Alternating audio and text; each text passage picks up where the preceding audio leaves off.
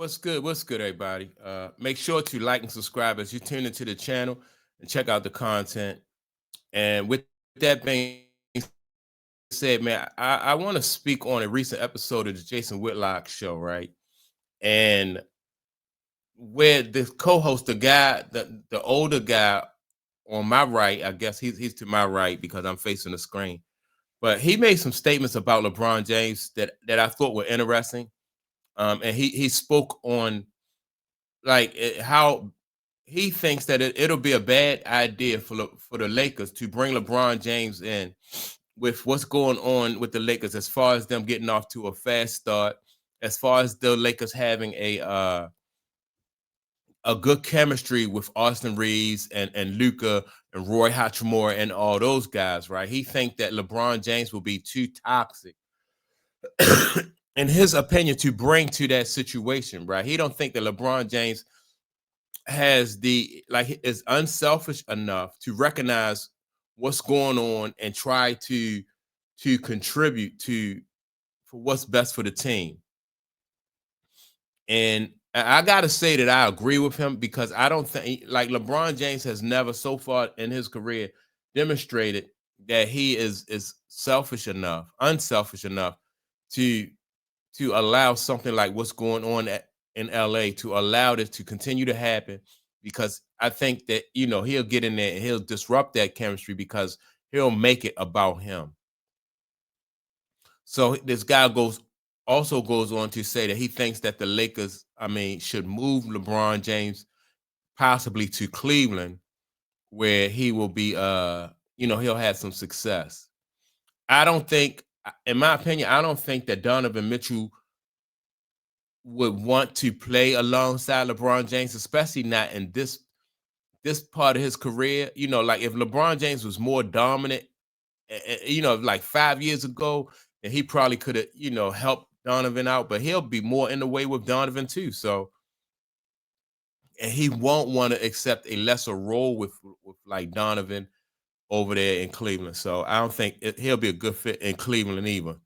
But what I'm gonna do is I'm gonna go ahead and play what this guy said, and then I'm gonna come back and react to it. I think he made some good points. I don't agree with everything, but I did think he makes some good points. I personally believe, I said this the last time I was with you, I am not certain that LeBron will ever return to the Los Angeles Lakers and wear their jersey. I still hold to that. He is not making the trip with them on this 5-game upcoming road trip, and I think they are working behind the scenes to get him out. I really and truly believe that. I'll go down in flames if I'm wrong. I do not see any way that he benefits. First of all, if you inject him and his toxicity and everything that comes with him into this 7-2 start, and they're humming right now, there is not a positive outcome to this. One, he's not going to take a backseat to any player, white, black, or indifferent. You cannot be one way for 23 years in the NBA or your whole life and then suddenly change that overnight. He's not going to be this guy that becomes humbled and say, all right, I have 4 rings. Let me get 5, maybe 6, maybe 7, no pun intended. I don't think he's going to sit there. And if he comes back, they worsen overnight. JJ. And to that point, I agree, right? I like he has not demonstrated, and you got to remember, like he's been a superstar player all his career, so it would be hard. We never saw Kobe do it, Mike do it, so we can't expect LeBron James to do it. And the thing about that is the organization, that is an organizational type decision, right? Like if a player is not, if you got somebody pitching in a baseball game and late in the game they getting hit and they don't have it, that's the manager's job to take the ball out of that pitcher's hand. Because that pitcher always think, because of their competitiveness, they always think that they're going to strike the next guy out. And so that's with LeBron James, he thinking that because that's been his mindset throughout his career, and he's not going to be able to change that. And all great players, in my opinion, go through that. Where the manager got to take the ball out of their hand. And so LeBron James lost a step, but in his mind, he hasn't lost a step. Everybody else sees that he's lost a step. So you gotta either have him convince him that he need to do something else different to help the team or move on from him. Said it 2-3 weeks ago when they asked him the question. They said, "What's going on with LeBron?" And he said his response in a total monotone face was, "He's on his own schedule." There is no sciatica injury. This was all his plan to sit back and monitor the team and everything. And I think he wanted to be ingratiated back because they would fail, and then he would come be the savior. The complete opposite has happened. What I think is going to happen, I believe there's only one team that's interested in taking him back, and I think that's Dan Gilbert. And I think it's a good story that the league will follow, and I honestly believe that Cleveland may need him more than the Lakers do. And so it makes sense. You're saying he would destroy the Lakers, so the Lakers don't need him at all. And so you're saying that Cleveland does, he would help Cleveland would be your argument. I'm saying he has it. There is a much better indicator that he could help Cleveland versus the Lakers. How do you bring another ball dominant guy and a guy who must have the shine, as Jay said, in the spotlight on him, and bring him into this equation? It doesn't work. It will backtrack it. They already Donovan tried Mitchell to have doesn't Luka need the and ball. him as two ball dominant. Donovan Mitchell doesn't need the ball. Yeah, Donovan Mitchell needs the ball. Yes, he would have to play second fiddle to Donovan Mitchell. You would think in Cleveland and maybe what Scap hop in. What do you think about the Cleveland scenario? All right, before the other guy, I don't see this happen. Before this other guy, this is the guy to my left. You know, the other guy, and I think he's on Jason Whitlock's right. But and before he get in there, I do think that at this point in time, like I said earlier, in LeBron James' career, like he would definitely have to take a back seat to Donovan Mitchell, you know. And again, I can't remember the point guard name, but he was hurt like last year in the playoffs. But I think that LeBron James would probably be third option in Cleveland. You know, like LeBron James is somebody who can get you points in spurts. Now he's not going to be able to come and dominate the game like from tip off to the end of the game. He's not going to be able to do that, not at this point in time in his career. So, you know, LeBron James, again, in Cleveland, I think he would be the third option, at least the third option. So, excuse me. But, yeah, I think he'll be at least the third option. So let me get back into what this other guy is going to say about LeBron James. I also think that this guy made some good points too about LeBron. I don't see any way they move him at all, to be honest with you. It's just too complex right now. I think they wanted LeBron. The Lakers did not want LeBron to activate his player option in the summer. I don't think that's not a secret at this point. I think they've indirectly said it or acknowledged it, key figures within the organization. And I think it's obvious now at this point, the way they began, and with LeBron sitting out right now with whatever fake injury he claims, I agree that I don't really think that his sciatica has been this bad, that he's still sitting out. He is not making that trip with them, as Paul highlighted, but he is cleared for 5-on-5 activity. So I think, look, it's too complicated because the contract is too big. It's $55 million. It's practically untradeable. You'd have to engage like 3 or 4 different teams to make the salaries match up. And I just don't see that level of complexity being able to be executed to bring in LeBron James at this stage of his career. And that's an excellent point. Like I said, if this was LeBron James like 5 years ago and this kind of money, then it would be worth it. Some teams might feel like it'd be worth it to get into like a 3 or a multiple team type trade situation where as though you could bring LeBron James back to the team.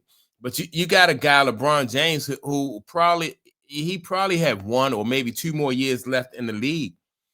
And he is not the same LeBron James. So Taves might be just saying, you know, just like you don't want to mortgage your future for a LeBron James who only going to be in the league for 5, of another year or 2, right? It's not really worth it to teams. You had to give up too much, you know, to do that.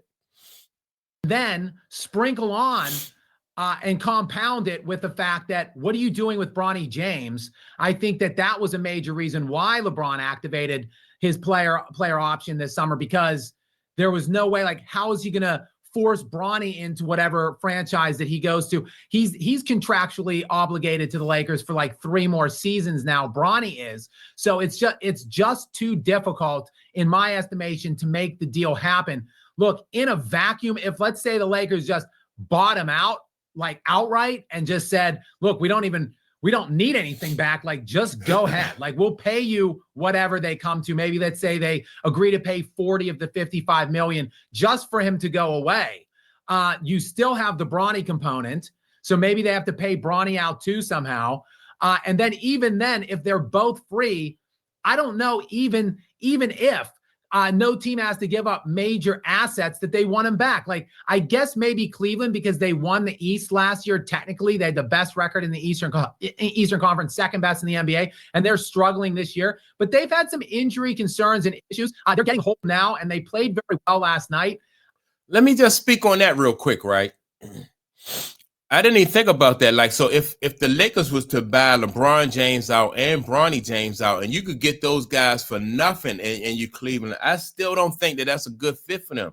That's a good point, and you don't have to give up anything to get LeBron James. You still got to worry about the chemistry of your team, and you have to worry about now, Bronny is a package deal. So, you have LeBron James sitting there across the table from you, and he wants to come to your team, to the Cleveland Cavaliers, and he wants to bring his son. If Cleveland didn't have Donovan Mitchell, and they had some success last year in the playoffs. If that didn't happen, and Cleveland didn't have anything else to lose, then I could say, yeah, all right, well, the Cleveland Cavaliers should bring in LeBron James. But they got a good team over there. And you bringing in LeBron James and all of the circus that come along with LeBron James, that is a big ask, even if LeBron James said, I'll play for free. He would damn near have to play for free in order for Cleveland to take a chance like that, to get him on the cheap. That was a good point. I just don't see a contender right now that wants LeBron James, quite frankly. What you're describing could be the most embarrassing ending for a superstar athlete. I'm trying to think, I'm not old enough, but they said Willie Mays ran around in the outfield for far too long, but I'm not sure if they considered that embarrassing because he was in the outfield playing. LeBron, you're talking about LeBron James just sitting out his last year and no one wanting him or thinking he's worth the hassle or worth the money. I'm trying to think of this in real time. You guys in the chat, help me out. What would be this ending? What could it be compared to? And it seems like Nike or somebody would have to figure out a way. Hey, we can't. And I think this is a good point too by Jason Whitlock. And I touched on this. A lot of times when you get when a franchise type ball player like LeBron James get to the end of their career, most times the coaches don't have to take the ball out of their hand. And the reason why they don't have to take the ball out of their hand is because Mother Nature takes that through injury. You didn't have to tell Larry Bird that, like, Larry, man, you lost a step. These young guys going around you. Injury told them that. Same thing with Kobe Bryant. Like, he wasn't the same player by the time his career ended. Michael Jordan, they say he was playing on one leg.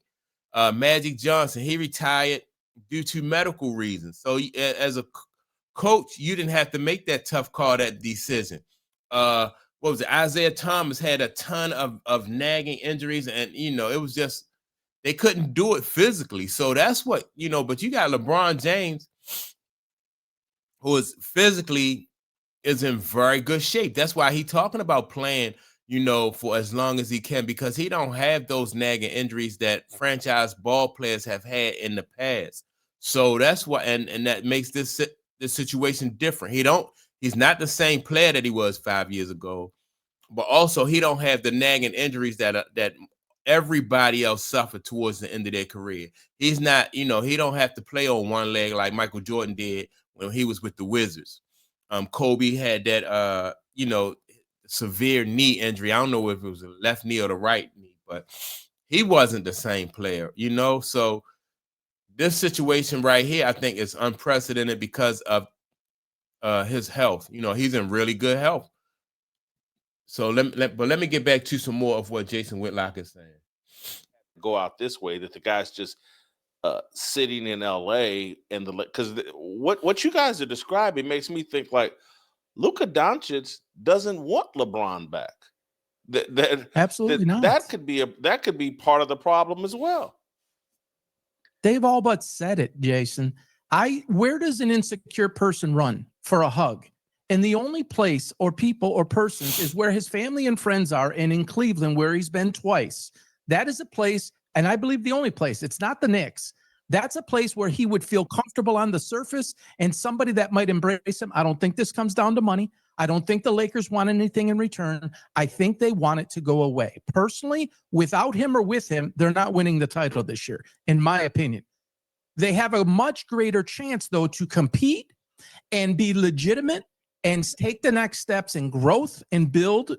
He's a Yeah, I think, the guy has made his point. I think that LeBron James would more so hinder their success, hinder their growth at this point in time. I don't know how Luka really feels about it, because Luka hasn't came out and publicly said anything. But Luka is, and the thing about, like I said, it's not even really all about Luka. Luka is going to be Luka no matter who's on that court. Like LeBron James can't overshadow Luka, because Luka is Luka. LeBron James can overshadow everybody else on that team. Austin Reeves, Roy Hachimura, everybody else on that team, LeBron James can, he can overshadow, and probably wouldn't get no pushback from those guys. So you're talking about the development of the rest of the team and not Luka. Now, if Luka was somebody who was outspoken and he acknowledged that, and he went to the coaching staff and said, "Look, man, this guy's hurting the team." If Luka was that kind of guy, then I could see, this would come to a head real fast. Wow, that'd be really something else. Like, what if you own the shit? What do? You be like, "Look, man, Luka said you gotta go, you gotta go." That's something that I never even really thought about. If Luka wanted to make waves, he could get LeBron James out of there. It'll be messy. And I think out of respect for LeBron James and LeBron James' legacy, I don't think Luka would do that, but Luka probably could get LeBron James out of there. So that's my take on this situation, man. Y'all make sure to like and subscribe to the channel. Also, don't forget to leave a comment. And with that being said, man, I'll check y'all out in the next video.